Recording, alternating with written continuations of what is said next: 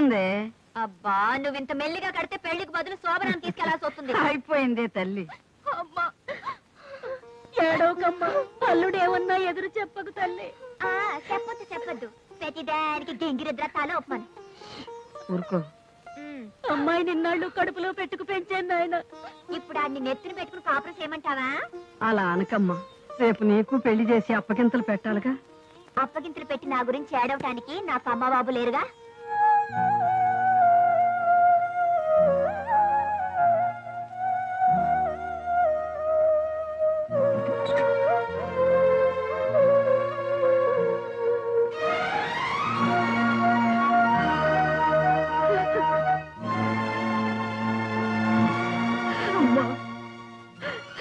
నేను కావాలని నీ బిడ్డను నీకు దూరం చేయలేదమ్మా.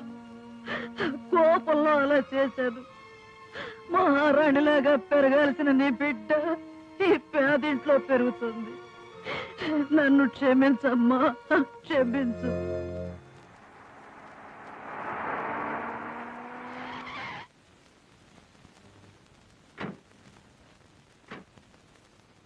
అమ్మగారు అమ్మగారు, ఈ పూలు తీసుకోండి అమ్మా.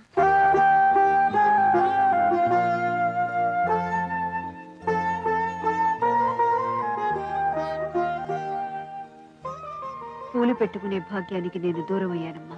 క్షమించండి అమ్మా. అమ్మా నాన్న లేనిదాన్ని ఎవరితో ఎట్టా మాట్లాడాలో నాకు తెలీదు. ఏమిటి, నీకమ్మా నాన్న లేరా? లేరమ్మా. ఎవరూ కనీసం రోడ్డు మీద పారట్టే మా ముసలిది నన్ను పెంచుకుంటుందమ్మా. చూడమ్మా, ఈ ఊళ్ళో నన్నందరూ ఎస్పీ గారను ఎస్పీ నాగమణిను పిలుస్తారు. కానీ నువ్వు నన్ను అమ్మా అని పిలిచి నా కడుపులో పేక్ కదిలించావు. అమ్మగారు వద్దు, నీకు అమ్మ లేదన్నావుగా, అమ్మా అని పిలు. ఆ పులిలే ఎంతేవి? పర్వాలేదమ్మా. పర్వాలేదులే, చెప్పు. రూపాయి. చూడు, రోజు నువ్వు పూలు తేవాలి, నే కొనాలి. నా కోసం కాదు, నా కూతురు కోసం. అదే నీ కోసం. అమ్మగారు తిరుగు.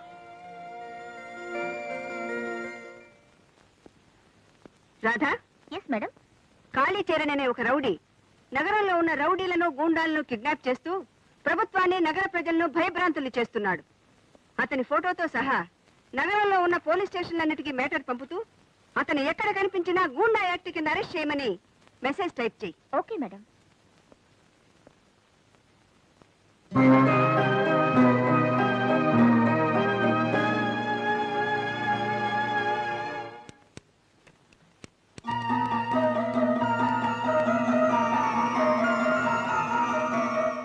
అమ్మా అమ్మా, ఏమిట్రా? అద్దం ఎక్కడా? టైం అవుతుంది. మీ మరదలు తీసుకెళ్ళింది, వెళ్ళి దాన్ని అడుగు. హలో కథల చిలక, ఏమిటి వీర గోరింకా? కొంచెం మా అద్దం మాకు ఇచ్చేస్తే మా మొహం మేము చూసుకుని తిరిగి మీకు ఇచ్చేస్తా. అప్పుడు మీ మొహం చూసుకోవచ్చు.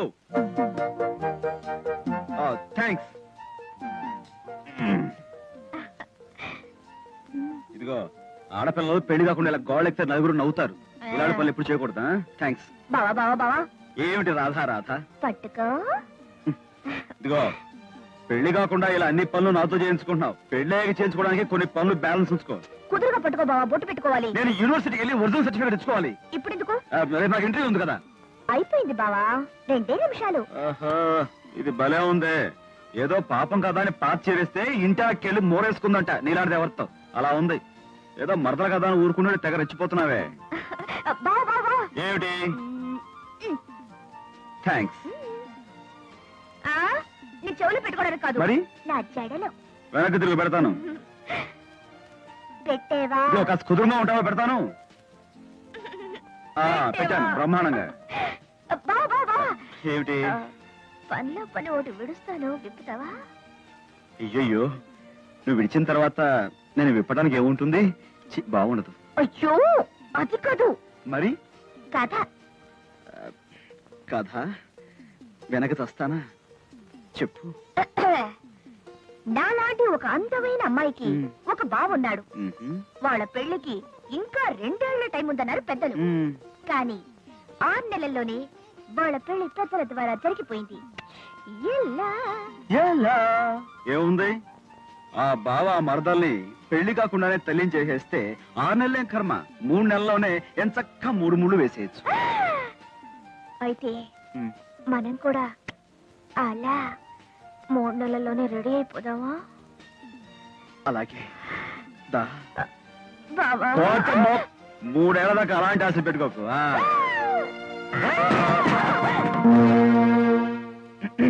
శుభం, ఓపెన్ అయిపోయింది.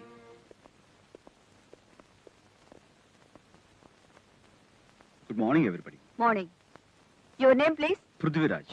రాణి సంయుక్త ఎత్తుకుపోయిన పృథ్వీరాజువా? సంయుక్త భారతదేశాన్ని కాపాడే పృథ్వీరాజుని. Good. Take your seat. Thank you.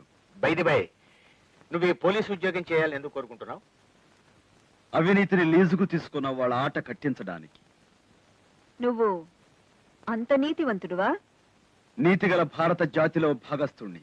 సరే, పోలీసు కాకి బట్టలు ఎందుకు వేస్తాడు? కాకి బట్టల్లాగే రక్షక భటుడి గుండె కూడా కరుకుగా ఉండాలి గనుక.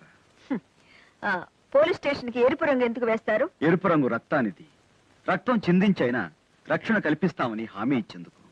పోలీసుల దగ్గర తుపాకీ ఎందుకుంటుంది? ఆత్మరక్షణ కోసం అని నేను సమాధానం చెప్పను. ఉగ్రవాదం బర్త్డే రోజే పోలీస్ జీవితానికి డెత్ డే మొదలయ్యింది. ఆత్మకు రక్షణ లేదని తెలిసి కూడా కేవలం ఎదుటివాణ్ణి బెదిరించడానికే పరిమితమైన పర్మిట్ అది. ఈ జాబుకు నువ్వు సెలెక్ట్ అవుతావా లేదా? దీనికి సమాధానం నా మేధస్సును బట్టి లేదు, మీ అంతరంగాన్ని బట్టి ఉంది. మీరు అవినీతిని ఆశ్రయిస్తే నా అప్లికేషన్ చెత్తపుట్టును ఆశ్రయిస్తుంది. మీరు నీతిని కోరుకుంటే నా జీవితం పోలీస్ డిపార్ట్మెంట్కి అంకితం అవుతుంది. Okay, you can go. Thank you very much. Madam, మిమ్మల్ని అయ్యగారు రమ్మంటున్నారు. Yes sir. Yes Radha, SI పోస్టులకు సెలెక్ట్ అయిన క్యాండిడేట్స్ లిస్ట్ ఇది, వెంటనే టైప్ తీసుకురా. Okay sir. రంగారావు, చలపతిరావు, పృథ్వీరాజ్. బాబు వస్తానమ్మా. హారతి కళ్ళు కట్టుకో. నా కొడుకు ఉద్యోగం వస్తే కొండకొస్తాను మొక్కున్నావు కదమ్మా. అలాగే నా కొడుకుని తొందరగా ఓ ఇంటి వాణ్ణి చేయి స్వామి అని కూడా మొక్కుకుంది. ఏం మరదల కోతి గోడకి కూర్చున్నావు? కొత్త కథ ఏమైనా పట్టుకొచ్చావా? కొత్త కథ కాదు, కొత్త న్యూస్ పట్టుకొచ్చాను. కొత్త న్యూసా? అంటే అంటే నేను you have been selected as sub inspector of police. Really? Yes, నా చేతులతో నేనే స్వయంగా టైప్ చేసి వచ్చాను. Thank you, thank you, thank you.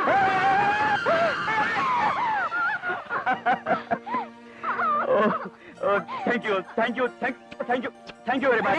బాబు నేను ఇక్కడే ఉన్నాను రా. అది ఐఎమ్ సారీ అమ్మా. What is this? చెయ్యాల్సిందంతా చేసి అలా అడుగుతారేమిటి మేడం? అసలు అతను గూండాగా మారడానికి కారణం మీరు. రాధా, ఏ నేనన్నది నిజం కదా? కష్టపడి చదువుకొని ఎంతో సిన్సియర్ గా పోలీస్ ఉద్యోగం చేయాలనుకున్న అతనికి వచ్చిన అవకాశాన్ని పోగొట్టింది మీరు. ఎవరికో ఉద్యోగం ఇవ్వడం కోసం మీరాడిన నాటకమే అతని జీవితాన్ని నాశనం చేసింది. కొట్టండి మేడం, నిజం మాట్లాడినందుకు నా చెప్ప పగలగొట్టండి. ఎదురు తిరిగినందుకు నన్ను ఉద్యోగం వచ్చి తీసేయండి. అంతేగాని అతన్ని రౌడీ అని కూడా అరెస్ట్ చేయకండి. నమస్కారం భూపతి గారు. మంత్రి గారు ఏం చేస్తున్నారు? శిరోభారంతో లోపల పడుకున్నారు. నేను వారితో అర్జెంట్ గా మాట్లాడాలి. నేను వచ్చాను చెప్పండి. అలాగే. ఈ సందర్భంలో మీకు కొటేషన్ కొట్టకుండా ఉండలేకపోతున్నాను. చెప్పు. శిరోభారం గుండె భారంతో బాధపడే వారిని కలుసుకుంటే ఆ భారం మనకెక్కిస్తారు. నోర్మి, నీ భారం నాకే కూతుంది. సార్ రమ్మంటున్నారు. నమస్కారం. ఏమిటి, ఆరోగ్యం బాగా లేదా? లేదు నరేంద్ర భూపతి గారు, ప్రజారోగ్యం సరిగ్గా లేనప్పుడు నాకు శిరోభారం వస్తూ ఉంటుంది. ఇప్పుడు ప్రజారోగ్యానికి ప్రమాదం ఏమొచ్చింది సార్? రేపు అసెంబ్లీలో అవిశ్వాస తీర్మానం పెట్టి రాష్ట్ర ప్రభుత్వాన్ని పడగొట్టబోతున్నారు. అందుకు మీకు బాధగా ఉందా? పడగొట్టబోయేదే నేను, నాకెందుకు బాధ? ఈ కొటేషన్ నాకు అర్థం కావట్లేదు. మరేం లేదు, అవిశ్వాస తీర్మానం గెలవడానికి సరిపడా 50 మంది ఎమ్మెల్యేలను రెడీ చేసుకున్నాను. రాత్రికి రాత్రి ఆ 50 మందిని బంకమట్టి భాస్కర్రావు కొనేసుకున్నాను. అమ్మ తుమ్మ బంక, ఈ బంకగాడు ఇందులో కూడా అర్థం పడ్డాడనమాట. సార్, నేను ఇప్పుడు వచ్చిన పని ఏమిటంటే... తెలుసు, నీ తమ్ముడు ఫణీంద్ర వీసీని చంపాడు. వీసీ భార్య నాగమణి ఆ కేసు టేకప్ చేసి. చూడు మిస్టర్ నరేంద్ర భూపతి, ఆ కేసు నుంచి మీ తమ్ముడిని కాపాడాలంటే బంకమట్టి భాస్కర్రావు కమ్ముడిపోయిన 50 మంది ఎమ్మెల్యేలను నాకు బలవంతంగా అప్పగించాలి. లేదా కొని తెచ్చి ఇవ్వాలి. అలా జరిగితే 10 రోజుల్లో నేను ముఖ్యమంత్రిని అవుతాను. మీ కేసులో ఫైళ్లు తారుమారు చేస్తాను. సరే, మీరు నుదురు మీద వేసుకున్న ఆ తడిగుడ్డ బంకమట్టి భాస్కర్రావు నెత్తి మీద వేయడానికి సిద్ధంగా ఉండండి. ఈలోగా కార్యక్రమం నడిపిస్తాం. సెలవు. శుభం. ఏమయ్యా కొటేషన్ చక్రవర్తి, సార్ తీరా మాజీ గారితో హాజీ అని వాగ్దానం చేసేశాం. ఇప్పుడు ఊళ్ళో ఒక్క రౌడీ కూడా దొరకడేమిటయ్యా? పాత రోజుల్లో పంచదారకి, కొత్త రోజుల్లో కిరసాలకి రేషన్ అయితే ప్రస్తుతం సిటీలో రౌడీ దగ్గర రేషన్ ఏం వచ్చింది. చేతంటావు? స్టేట్ రౌడీ అనే వీరుడు పేట రౌడీల్ని, ఆగు రౌడీల్ని పట్టుకుని తన బంది దొడ్లో కట్టి పారేశాడండి. మరి మాజీ గారికి ఇచ్చిన మాట? తమ్ముడు గారి ప్రాణాలు కాపాడుకోవాలంటే వెళ్ళి ఆ స్టేట్ రౌడీ గారి కాళ్ళు పట్టుకోవడమే మన తక్షణ కర్తవ్యం. అంతేనంటావా? సరే పద, కళ్ళు మూసుకుని కాలమే పడిపోదాం. అలాగా? ఓ thank you very much, thank you. పితుహు నీ ఆనందమునకు కారణమేమి?